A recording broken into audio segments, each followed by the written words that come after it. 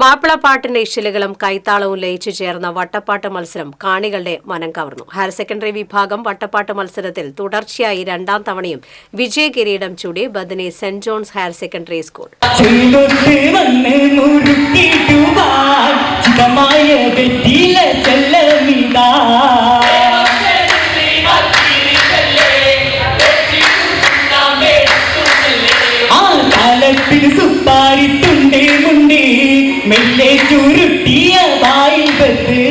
മലബാറിലെ മുസ്ലിം കല്യാണ വീടുകൾ തലേന്നാൾ മണവാളനെ ആനയിച്ച് കൊട്ടിപ്പാടുന്ന കലാരൂപമാണ് വട്ടപ്പാട്ട്.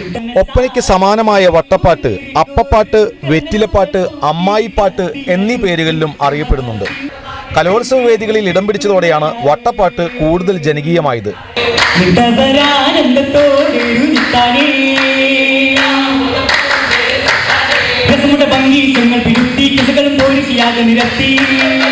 തനത് ശൈലി കൈവിടാതെ ഇമ്പമാർന്ന ആലാപനത്തോടെ കാഴ്ചവെച്ച പ്രകടനമാണ് Bethany saint John's higher secondary സ്കൂളിനെ തുടർച്ചയായി രണ്ടാം തവണയും സംസ്ഥാന കലോത്സവത്തിലേക്ക് തിരഞ്ഞെടുക്കാൻ ഇടയാക്കിയത്.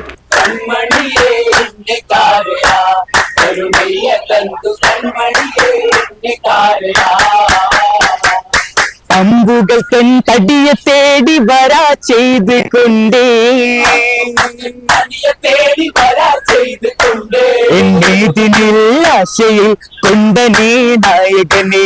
കുട്ടികളുടെ കഠിനമായ പരിശീലനവും സ്കൂൾ അധികൃതരുടെയും അധ്യാപക രക്ഷാകർത്താക്കളുടെയും പിന്തുണയുമാണ് വിജയത്തിന് പിറകിലെന്ന് പരിശീലകൻ മുനീർ തലശ്ശേരി പറഞ്ഞു.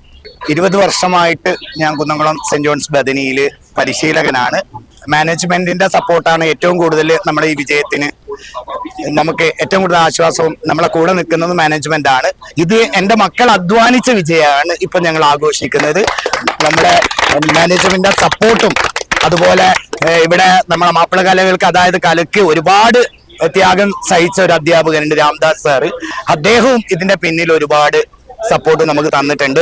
അതുപോലെ നമ്മളെ senior teachers Jisha miss, Nisha miss, Sajini miss, അങ്ങനെ ഒരുപാട് ടീച്ചേഴ്സ് ഉണ്ട്. എല്ലാവരും പേര് എനിക്കിപ്പോ പെട്ടെന്ന് ഓർമ്മയിൽ വരുന്നില്ല. അവരെയൊക്കെ സപ്പോർട്ടാണ് ഈ ഒരു വിജയം. പുണ്യപ്രവാചകൻ മുഹമ്മദ് നബിയുടെയും പ്രിയപത്നി ഖദീജ ബീവിയുടെയും വിവാഹ വർണ്ണനയും കച്ചവട ചരിത്രവുമാണ് ഇവർ അവതരിപ്പിച്ച വട്ടപ്പാട്ടിലെ പാട്ടും ഇതിവൃത്തവും.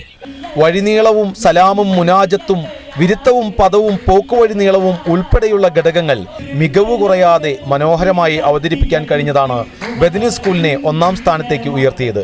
കളിച്ച് പരിശീലിച്ച സ്വന്തം സ്കൂൾ വേദിയിൽ തന്നെ മത്സരിച്ച് വിജയിക്കാൻ കഴിഞ്ഞു എന്നതും ബദനി ടീമിനെ ഇരട്ടി മധുരമായി മാറി.